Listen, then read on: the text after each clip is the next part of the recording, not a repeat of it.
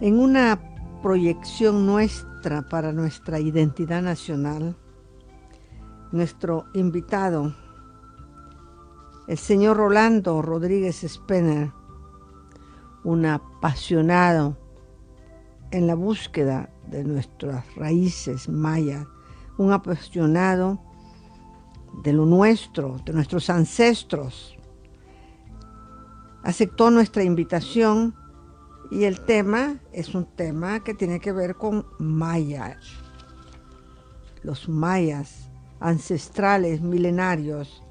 Le damos las gracias por estar con nosotros ilustrándonos para descubrir nuestra identidad nacional, quiénes fueron, dónde estuvieron y de dónde venimos. Gracias a Rolando Rodríguez Spener, gracias a Mauricio Ortiz en los controles, gracias a Douglas Giovanni, gracias a María Elena que me acompaña, gracias amigos por formar esta ronda más allá de nuestras fronteras, en diferentes partes del mundo, aquí en El Salvador también. Gracias Rolando por estar con nosotros. Gracias doña Betty, muy amable. Buenas noches a todo el público oyente. Quiero decirles que tenemos un tema apasionante para esta noche. Todo lo maya está ligado a una sabiduría tan especial que tenemos que rendirle culto a esa ancestralidad que traen con una sabiduría tremenda. Ellos vienen a fundar la civilización del corazón del cielo. Y lo hacen en nuestras tierras. Estoy plenamente consciente que la geografía no tenía la identidad que tiene ahora y que las fronteras eran otras. Pero para el caso, baste saber con qué descienden en América y en América Central. Eso es suficiente. Y vamos a preguntarle a Rolando, ¿de dónde llegaron ellos? De nuestra galaxia, más allá de nuestra galaxia, de afuera de la Tierra. ¿Por qué escogieron lo nuestro? ¿Por qué se asentaron aquí? ¿Fueron primero ellos o los sumerios, de donde emanaron los egipcios? Estas son dos civilizaciones diametralmente opuestas. Una desciende para servir en la noche y la otra desciende para servir en el día.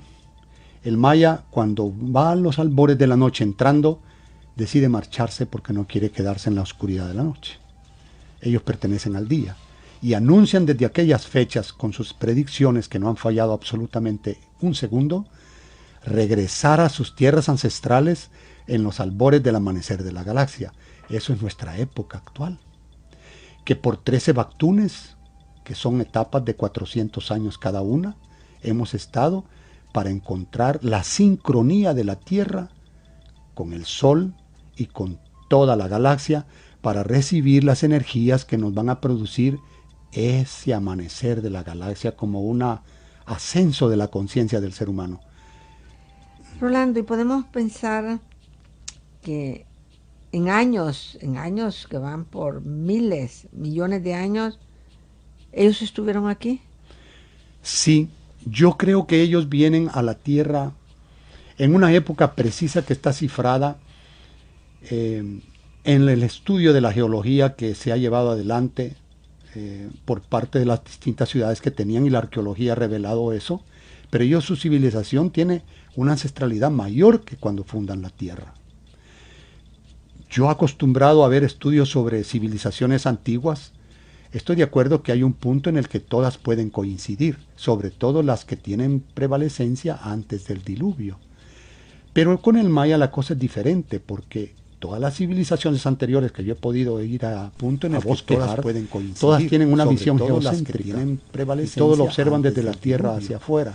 Pero con el maya la cosa es diferente. El maya viene narrando todas las civilizaciones anteriores que yo he podido ir, y hasta el séptimo lugar no encuentra la Tierra. Así que es un observador que llega, no es un observador que está ubicado acá. Es un observador galáctico. Existe un libro, Popol Vuh, el libro de Chilam Balam y los anales de los caciques. ¿Qué nos dice este libro? Ese libro nos confirma la procedencia del maya, aunque manipulado por la conquista y traducido porque el original se extravió o lo quemaron, fue reconstruido. Ya es una narración posterior, pero no se puede negar que el libro narra exactamente lo que sucede.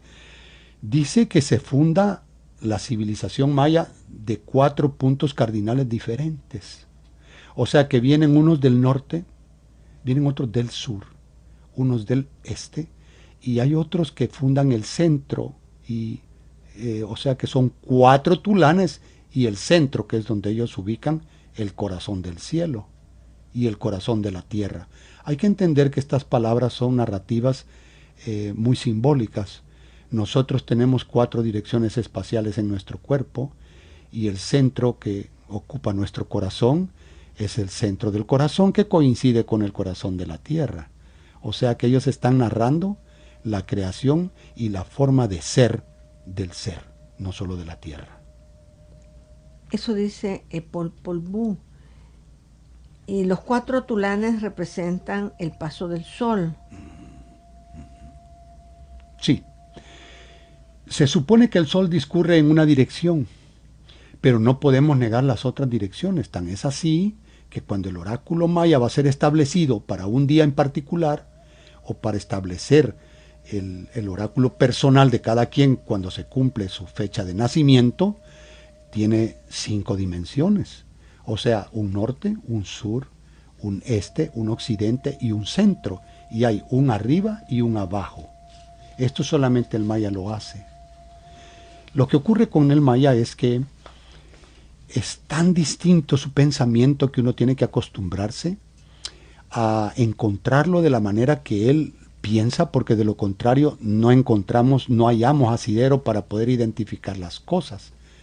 Para empezar, nosotros estamos acostumbrados a ir de un alfa a un omega. El maya dice que son círculos espirálicos eternos. Esto ya cambia bastante el concepto personal.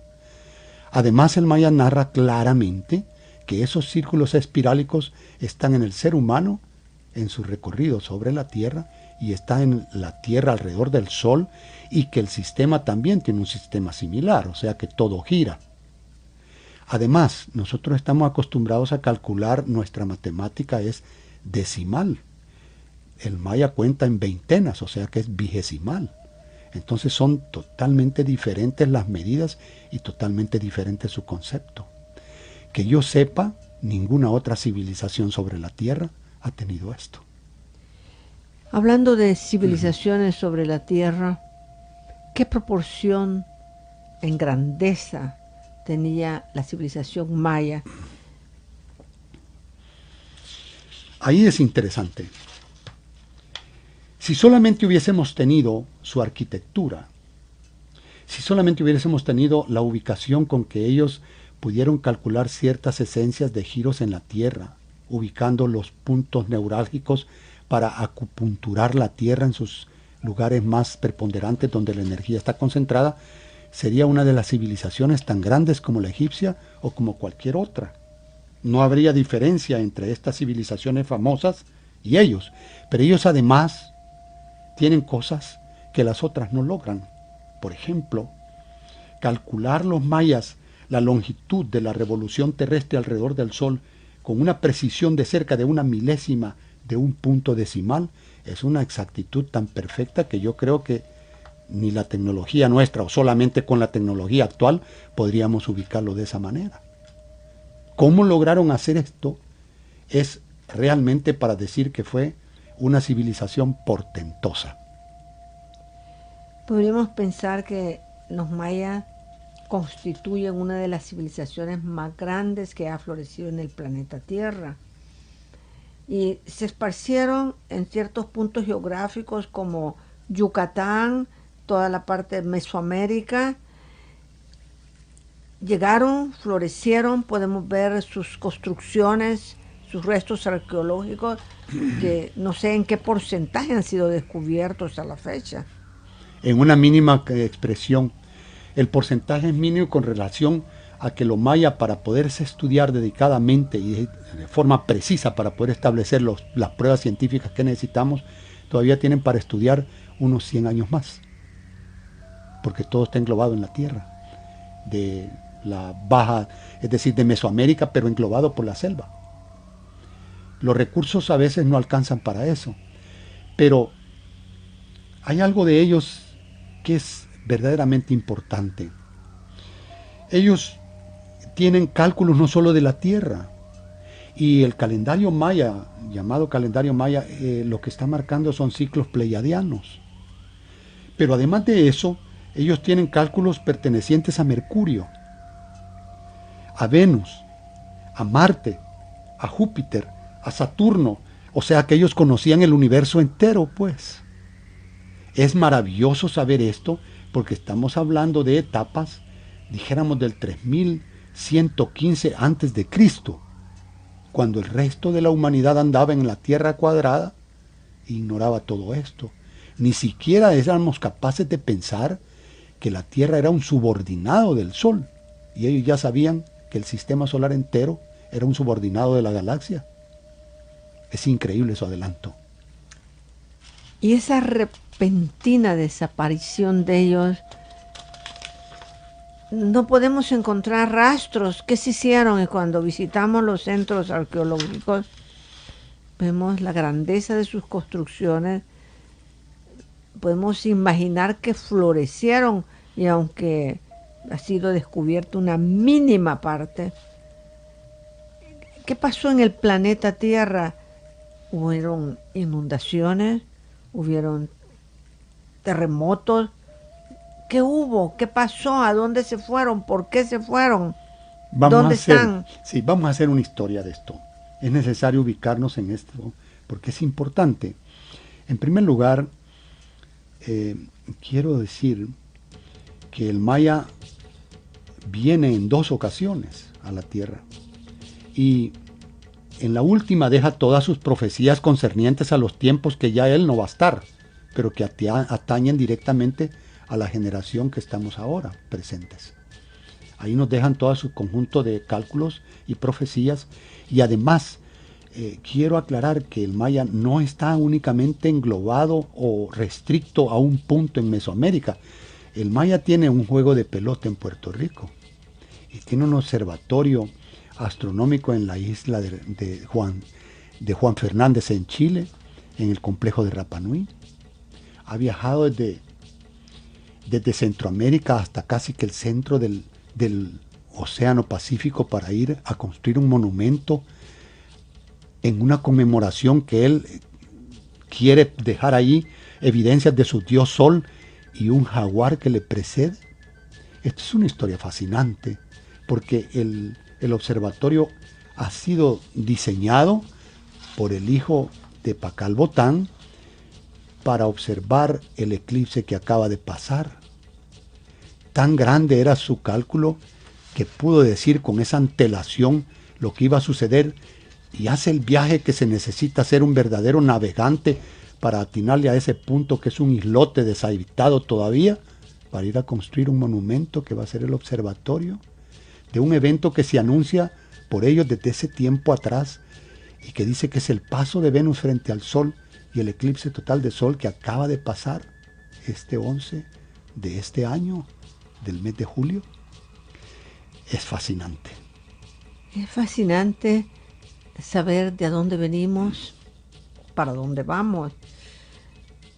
Ellos eran estudiosos de un sistema solar, y ahora el Sol está listo a dar un salto cuántico. ¿Por qué se piensa así? Bueno, se piensa así porque hemos podido observar y hemos podido determinar como civilización presente que sí, el tiempo se ha acelerado, y que las energías que están llegando para activar a nuestra estrella, nunca antes habíamos visto comportarse al Sol así. Las mareas solares que están produciéndose, los tsunamis de energía que está mandando el Sol, solamente puede ser que está recibiendo una motivación de otros solos, de otras estrellas que están contenidas en la galaxia, que están haciendo coincidencia con nuestro sistema solar. Y esto es lo que se anuncia para el día de la sincronía, que es para el 2012, cuando todo está alineado y el sistema solar entero con otros más va a ser bañado, por así decirlo, de energía. Y cuando sabemos que las partículas de materia son aceleradas de cierta medida o en cierta forma, hacen un salto cuántico. o sea, un salto de calidad. Cambian de dimensión, no dejan de ser, pero sí saltan a otra dimensión. Estamos en esos albores de un salto frecuencial, dimensional. Volvamos a los mayas en su primera parte, en culturas como los grupos que están asentados en Guatemala. Piensen en el jaguar, y el jaguar está como representando a los mayas, pero si nos vamos al sector de México, por ejemplo, en las pirámides de Teotihuacán o en otras, aparece la serpiente emplumada o Quetzalcóatl. Sí, es cierto. El maya sufre un cambio cuando emigra.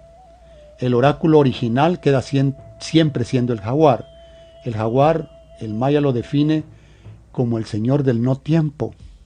Es decir, que es el viajero celeste que puede navegar en las burbujas de tiempo o en las ondas atemporales de la galaxia. Esto quiere decir que ellos están enterados de que el fundamento de los mayas tiene que ser jaguar, porque llegan y calculan exactamente cuándo deben y a dónde deben de ponerse. Después, cuando emigran, entonces toman un símbolo diferente, toman el símbolo de Quetzalcóatl. Quetzalcóatl no es otra cosa más que el caminante celeste trascendido en un investigador que tiene pues la energía kundalínica despierta. A eso alude. Todo lo maya tiene que ver con la tierra, con el sol y con el ser humano. No se puede interpretar las esencias mayas únicamente en un sentido. Hay que entender y traspolar constantemente esa información de lo que es la galaxia, que coincide con nuestros ciclos, y de nuestro ciclo personal, que también coincide con la tierra. O sea que todo está hecho de la misma materia prima. Esto ninguna civilización lo había definido de esa manera tan claramente. Están ubicados en las selvas, y en las selvas hasta cierto punto en un aislamiento. La pregunta sería, cuando vemos esas tierras montañosas, exuberantes, verdes, grandes árboles, selvas cerradas como las del Petén, por ejemplo, y nos preguntamos cómo fue en su tiempo, y si comparamos nuestras civilizaciones actuales llenas de edificios gigantescos de tantos pisos, vemos sus pirámides en piedra, bellas, hermosas, pero nos sorprende cómo en la historia universal aparecen. A veces se habla de 830 después de Cristo, a veces se habla de miles de años anteriores, a veces se puede pensar que fue después de la cultura egipcia, de las pirámides. ¿A dónde nos ubicamos? Ya escuchamos que vinieron en dos épocas, digamos. Los jaguares, por un lado, después vino la época de serpiente emplumada, escuchamos de Quetzalcóatl. ¿Cómo podemos nosotros encontrarnos con esa cultura y escudriñar un poco esas raíces? Bien, ahí tenemos que hacer acopio un poco más de su parte espiritual, de su parte esotérica, como esencia de su fundamento. Para empezar, nos resulta muy complicado realizar al maya, porque el maya es una civilización completamente integrada en la naturaleza. Al maya le interesa tener acupunturada la tierra, le interesa hacer las construcciones más estables en un planeta inestable, porque déjenme decirles que el planeta no era antes un planeta torcido.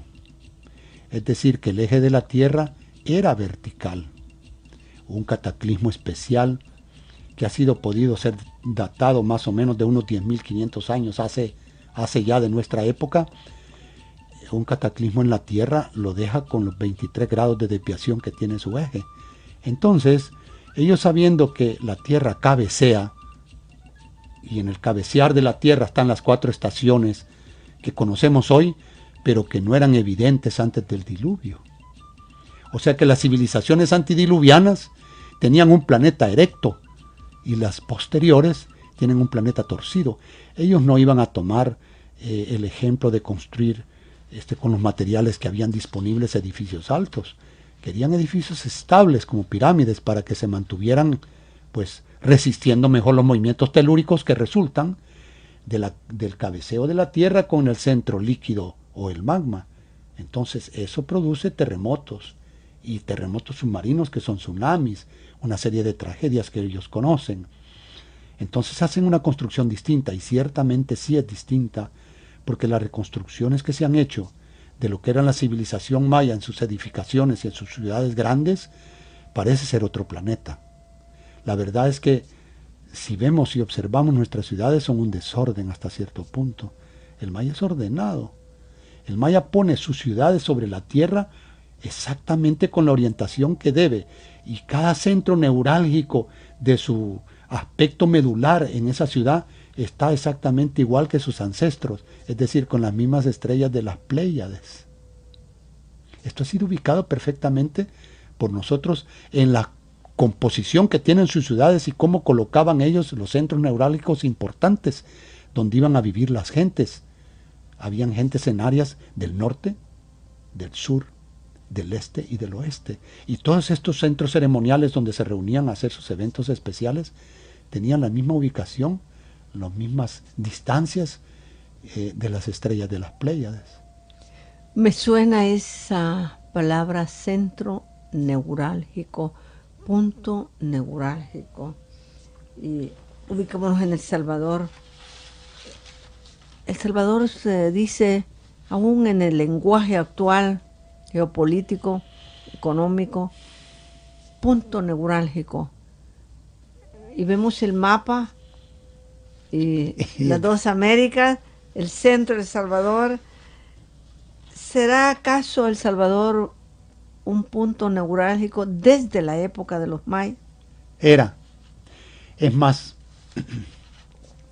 esto después del fundamento del jaguar que se hace en Tamuanchán, se le cambia el nombre y se dice que es el oráculo central de la civilización maya y le ponen por nombre Quetzalcoatlán, que quiere decir la tierra de Quetzalcóatl.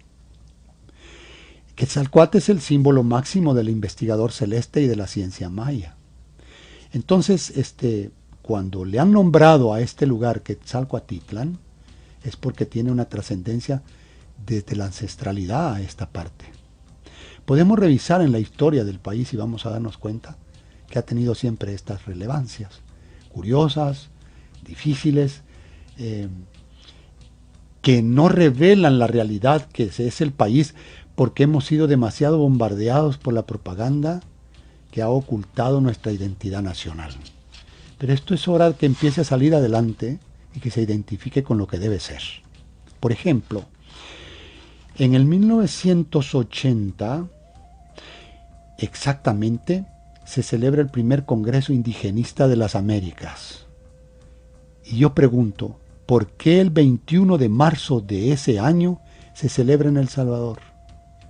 Y vienen representaciones de las etnias mayas del sur, y vienen representaciones de las etnias mayas del norte. Y no conforme con eso se guardan las cenizas para hacer una segunda hoguera y celebrar el segundo Congreso Indigenista, que ya no se hace en el centro donde se hizo el primero, pero se hace en el monumento a la madre que representa la tierra y que tenemos aquí. Y se vuelve a repetir el evento otra vez en el país. ¿Por qué? Hay un tercer evento que yo quiero enunciar. Una conocida nuestra, muy amiga por cierto, decide traer a una delegación de los lamas, representantes de la lamacería a nivel mundial, ya invadida por China, y entonces llegan 12 lamas y la representación del Dalai Lama. Y se juntan todos para hacer una ceremonia, pues, donde iban a presentar mantras, y así iba a celebrar una meditación, porque traían una misión que solo ellos conocían, y que tuvimos la oportunidad de participar en ella.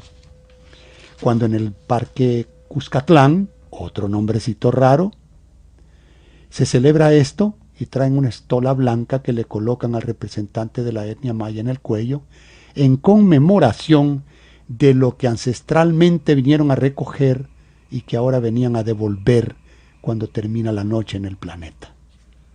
Esto me sorprendió sobremanera, porque digo yo, ¿por qué se tenía que celebrar aquí un tercer evento de esa magnitud? Que está celebrando fechas trascendentales indiscutiblemente. Indiscutiblemente estamos hablando de nuestros ancestros, los mayas, pero estamos hablando de un momento importantísimo, como dice una amiga, preciso y precioso. Hay lugares que están casi desconocidos por la mayoría. Por ejemplo, Cara Sucia. ¿Será un asentamiento maya? Es un asentamiento maya porque lo que se encuentra ahí es del jaguar. Eso lo confirma. No hay otro que tenga la piedra del jaguar. El jaguar ha viajado por el continente, pero el asentamiento está ahí. Nosotros le hemos puesto el nombre de Cara Sucia, pero el asentamiento que ahí está registrado como Tamuanchán, que quiere decir, en la lengua ancestral, cerca del mar. En un compendio que levanta el doctor Arocha, en un libro que escribe y que es auspiciado por una editora en 1970, y él describe este sitio. Está listo para ser nuevamente estudiado. Ahí se encuentra. Está siendo custodiado. Hay gente que está cuidando el lugar, pero está inexplorado. Está virgen, tal y como lo dejó la naturaleza, pues.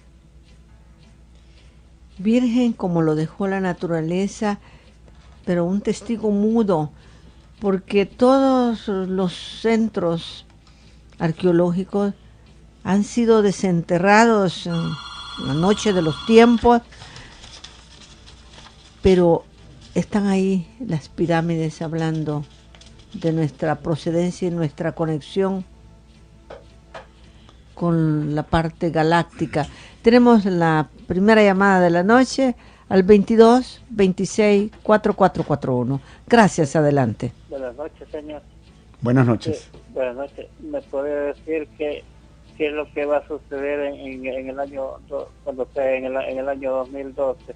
Porque una vez vino un mago aquí, o sea, no sé qué es, pero creo que va a haber unas grandes catástrofes, unas grandes inundaciones, que van a haber cosas que nunca se han visto. Eso es lo que dice que va a suceder en el 2012.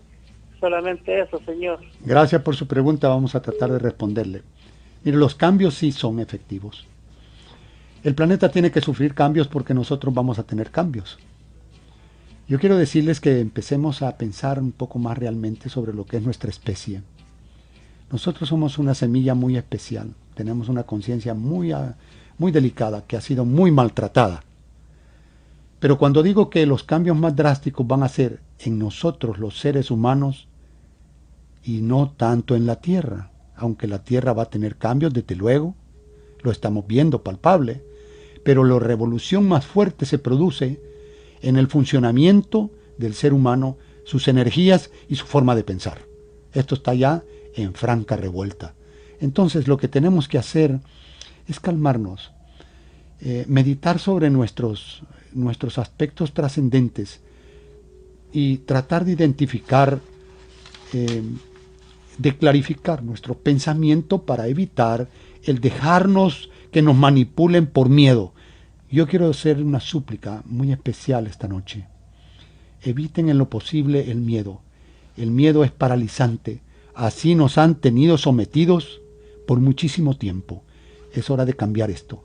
No tema, investigue, cerciórese, busque, y cuando encuentre, entonces va usted a adquirir la fe del conocimiento, que es muy diferente a la fe dogmática, que sin conocimiento usted tiene que creer las cosas. Todo es el eterno presente, el tiempo, el espacio relativo. ¿Por qué temer? Es necesario saber, conocer, y si hay registros de fechas y acontecimientos que sucedieron hace 400 millones de años. ¿Por qué preocuparnos? Así cabal. Esto es lo más cierto. Vean, hemos discurrido por épocas y tiempos más modernos en los que hemos visto que hemos sido amenazados realmente. Hemos pasado por crisis increíbles.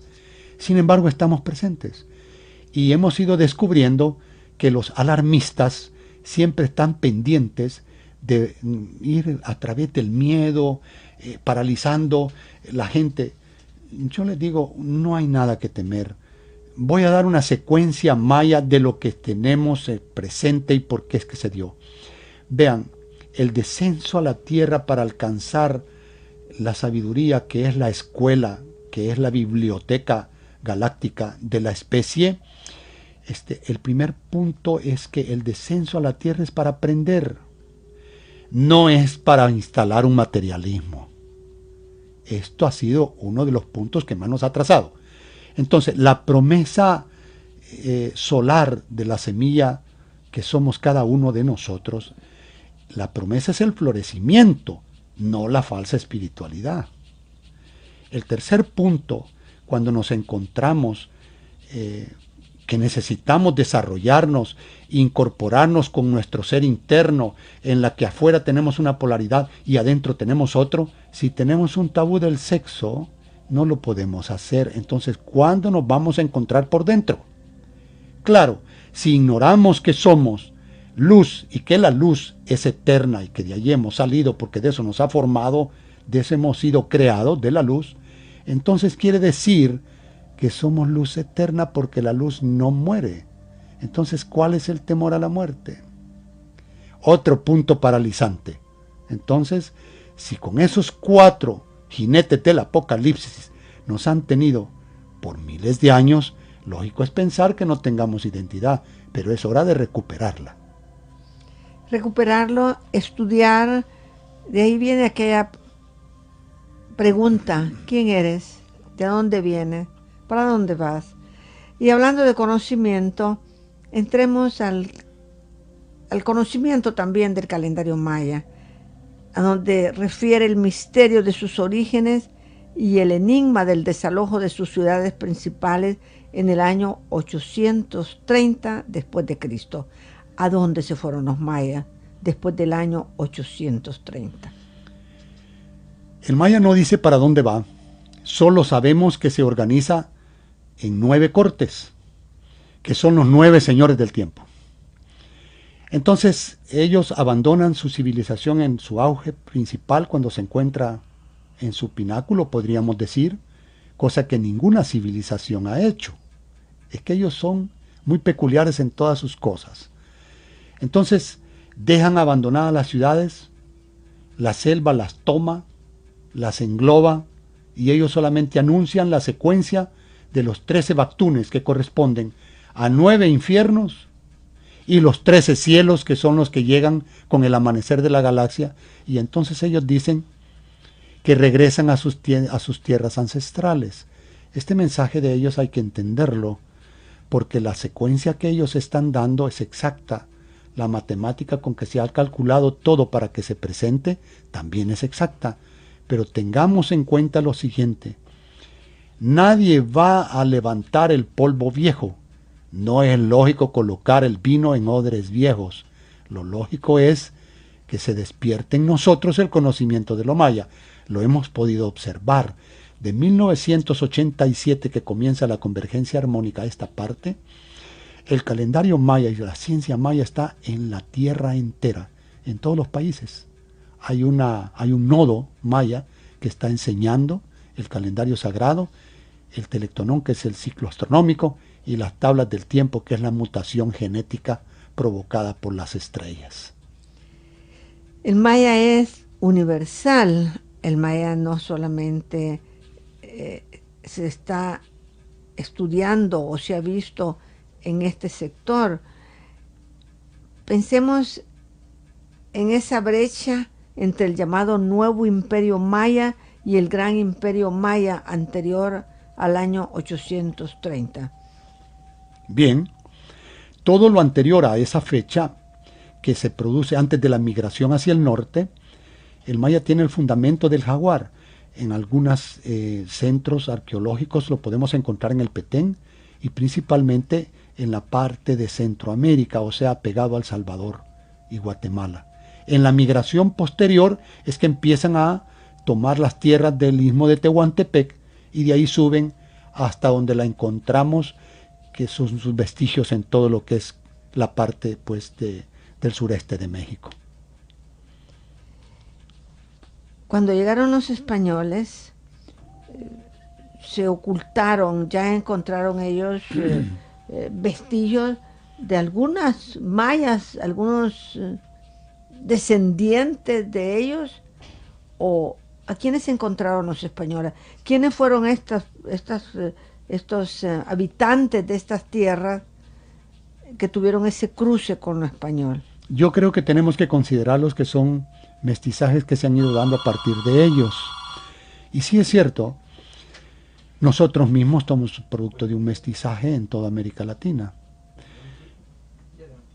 Pero como que tenemos una llamadita. Otra llamada al 2226-4441. Gracias, adelante. Buenas noches. Buenas noches. Mencionan en las profecías mayas, como dice en la Biblia, el planeta Gen o el Hercólogos que nosotros conocemos. Gracias. Gracias por su pregunta, muy amable. El maya no considera esto. El maya no cree que la influencia sobre la Tierra viene de un planeta. El maya deja totalmente anunciada en sus profecías que el levantamiento de la Tierra y el amanecer de la galaxia que se va a cumplir en la Tierra con la iluminación de la especie humana viene de la galaxia, no de un planeta. Gracias, nada más. Y todos estos presagios de choques planetarios han existido en secuencias anteriores, sí. Brevemente mencionábamos un cataclismo que ocurre hace 10.500 años más o menos y que ustedes pueden encontrar referencias en varios libros. Resulta ser que una estrella enana se aproxima demasiado al planeta y produce un rayo en todo el planeta. Esto fractura las placas continentales como las tenemos hoy. El impacto sobre la Tierra es suficiente para desviar el eje y el planeta se convierte en un planeta inclinado. Y de ahí viene que casi que se pierde la vida en la Tierra porque la subsistencia se vuelve muy difícil, muy complicada después de un cataclismo como ese. Cuando se rompen las placas se fusionan como un pentagrama que colocado dentro de una esfera. Actualmente la Tierra es un planeta que flota en el espacio como un icosaedro. Esto nos ayuda en la trascendencia actual, pero por poco nos termina la vida en el pasado, hace 10.500 años. Y el inicio del gran ciclo maya, ¿en qué tiempo lo podemos ubicar? Bueno, de nuestra época hacia atrás, ellos entran en el 9º Bactún. Ahí es que tienen su esplendor.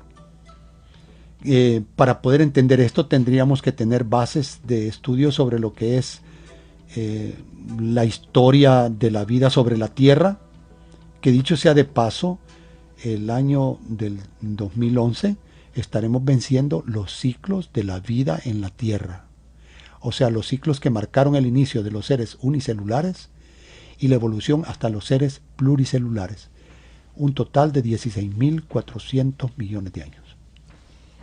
Y esta fecha que tiene que ver con el 13.0.0.0.0, ¿qué significa? Eso significa que es el 13º Bactún vencido. O sea que el 13º Bactún es el que el maya señala como el escalamiento, tomar la escalera al cielo para encontrar después del 2011 la sincronía de la Tierra con el alineamiento que se da de todo el sistema solar con la galaxia. Eso es lo que anuncia el maya. Y sí, curiosamente, nosotros estábamos esperando el eclipse un poco para más después de lo que se presentó. O sea que sí nos confirma que el tiempo se ha acelerado. Este eclipse que recién lo hemos tenido el mes pasado, ¿es el tan esperado eclipse? Ese era el tan esperado.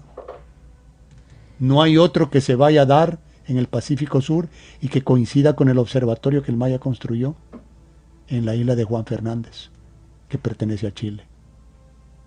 Entonces el Sol pasa ahí se da exactamente el punto de observación y el único punto de observación en la Tierra respecto del eclipse total.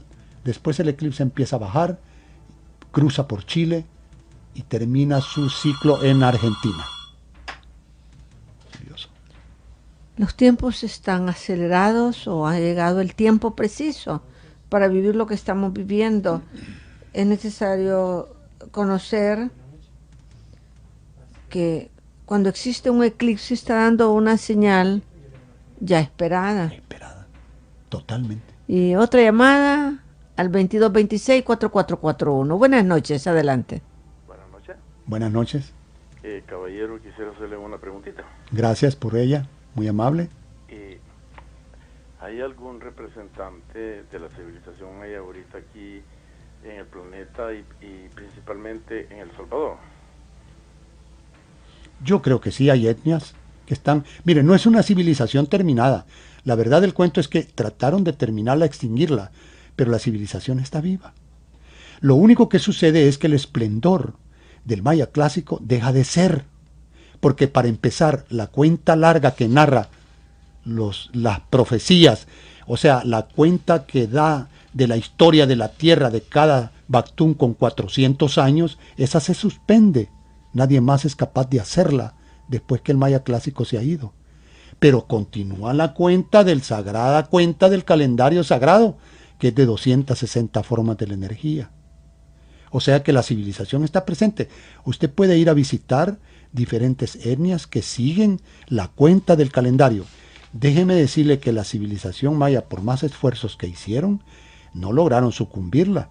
Ahí están sus representantes, es decir, los que han seguido la tradición.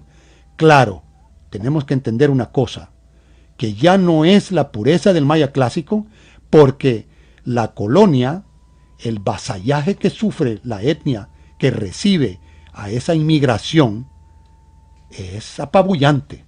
O sea, le rompe por el eje, le destruye la columna vertebral de lo que es sus anteriores y ancestrales seguimientos. Para empezar, ya no hay códices. Después ya los rituales son infiltrados por la iglesia. O sea que tenemos que entender que se forma un sincretismo. Gracias por su pregunta.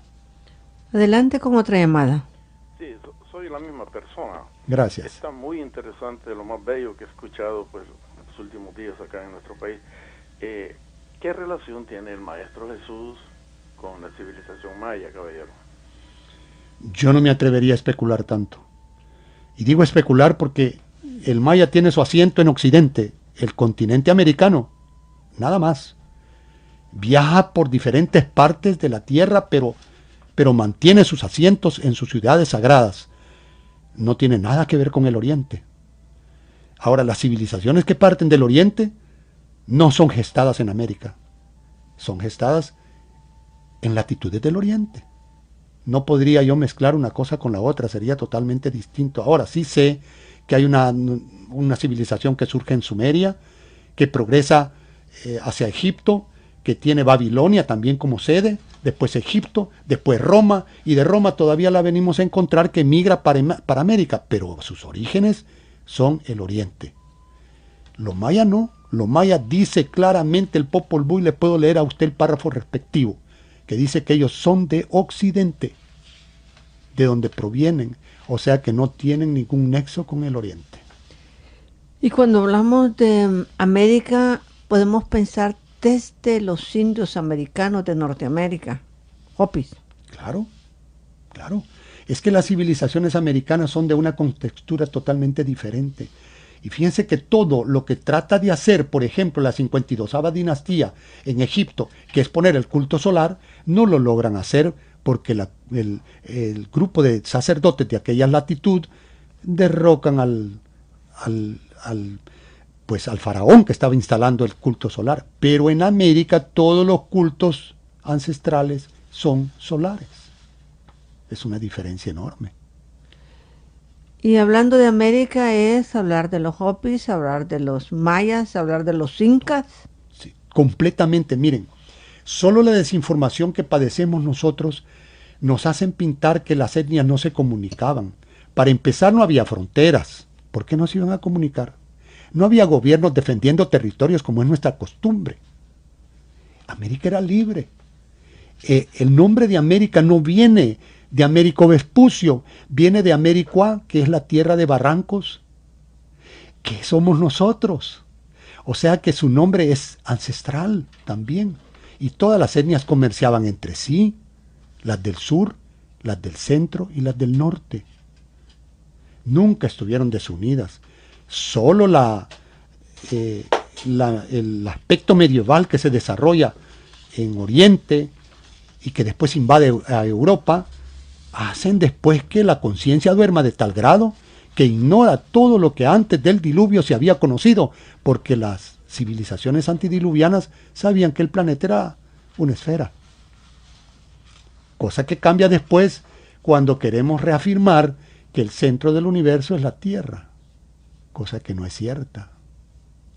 O sea que yo no me aventuraría a esto, pero sí estoy completamente consciente que la proporción de la luz que desciende y que han mencionado ustedes en la pregunta que acaban de hacer, pues el nombre era diferente.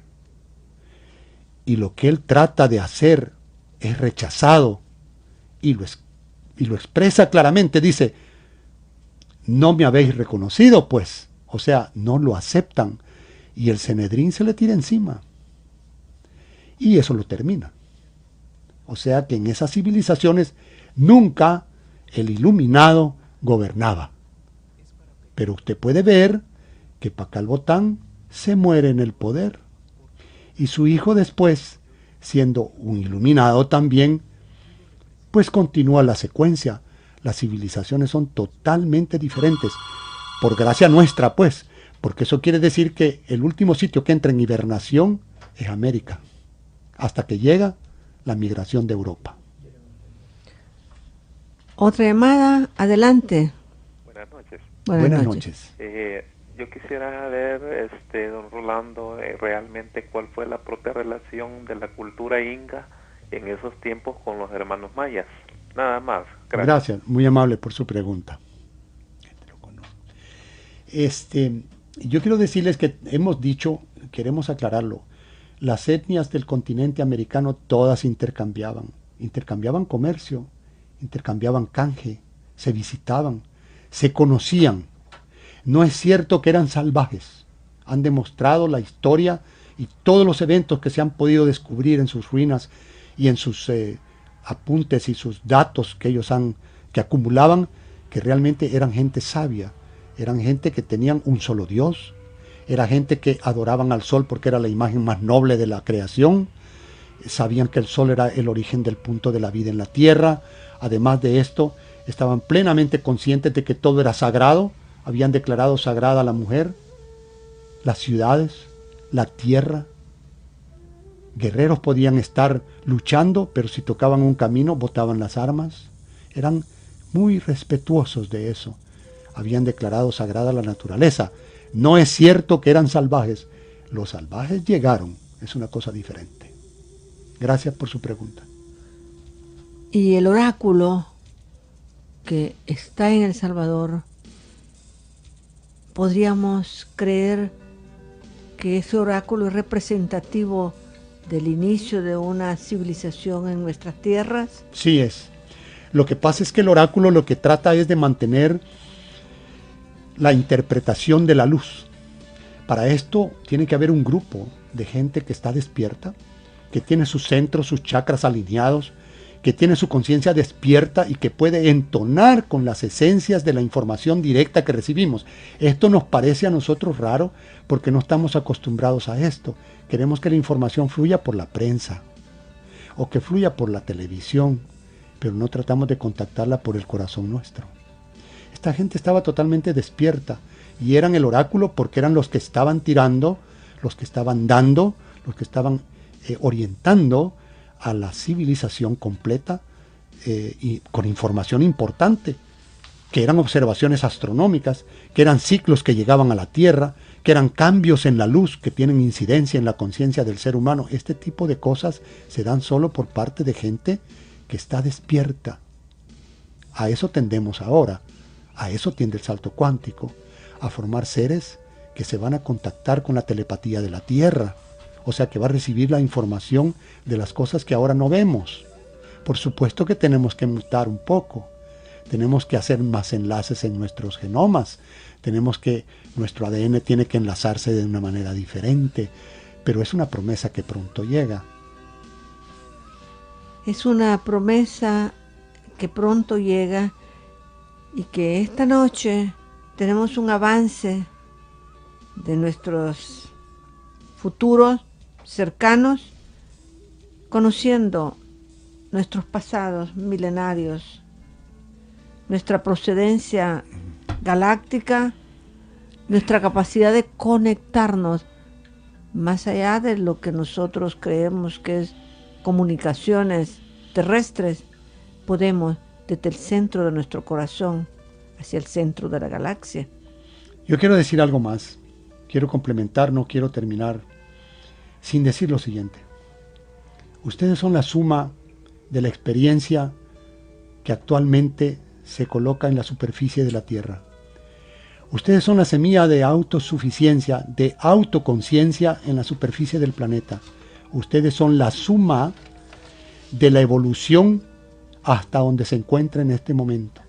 Ustedes tienen una memoria celular, tienen una memoria ancestral que han heredado de los habitantes y de la mezcla que es ahora esta raza sintética que tenemos, pues, o sea, de esta raza nueva que es en América Latina.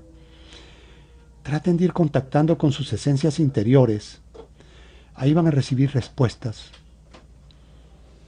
Tenemos otra llamada. Adelante. Muy buenas noches, doña Betty. Buenas noches. Saludándolos a los dos con Rolando. Gracias. Por tener un bonito programa. Ay, gracias, muy por amable. sacarnos de la ignorancia. Y les agradezco mucho y pasen una feliz noche. Muy amable. Gracias. Muy fina de su parte. Quiero aprovechar la oportunidad de que ha entrado una llamada de una ella. Quiero aclarar lo siguiente. La noche es masculina, es exteriorizada, dualista. Eso es lo que nos ha pasado durante todo este tiempo. Externalizados. La era que llega y el amanecer de la galaxia es femenino, su corazón es maternal. Y entonces es unitario. Es un hemisferio diferente el que lo rige. El hemisferio que va a regir la nueva época es el hemisferio del corazón. O sea que es el hemisferio derecho que gobierna el lado izquierdo del corazón. Allí, en su corazón, por favor, están todas sus respuestas. Y si usted es una ella, con mucha más razón. Ellas tienen un plexo enorme en el corazón, pues son las madres. Gracias. Gracias a Rolando, este buscador que va más allá de lo conocido y que desde su corazón nos ha expuesto esta grandeza de nuestros ancestros, los mayas, que siempre están entre nosotros. Rolando Rodríguez Spener nos ha dado una proyección nuestra para nuestra identidad nacional. Sintámonos muy orgullosos de nuestros orígenes y pensemos en aquella profecía, El Salvador, un punto de luz en la tierra, en el mundo. Gracias por esa expresión, doña Betty. Es precioso esto. Yo sueño con que despertemos a una realidad en la que encontremos, no por encima de nadie, pero que le demos valor a nuestro lugar donde tenemos el privilegio de habitar. Porque somos un sitio que está poblado por una gente muy colaboradora, muy acogedora, con gran capacidad de poder ser y estar. Gracias por la oportunidad de haber dicho esto.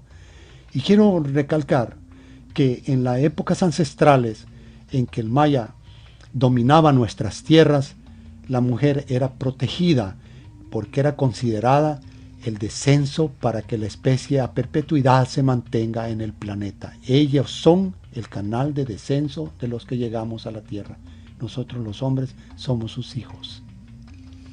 Así es. Así es. Así fue. Así será. Así será. Gracias, Rolando. Gracias amigos, amigas.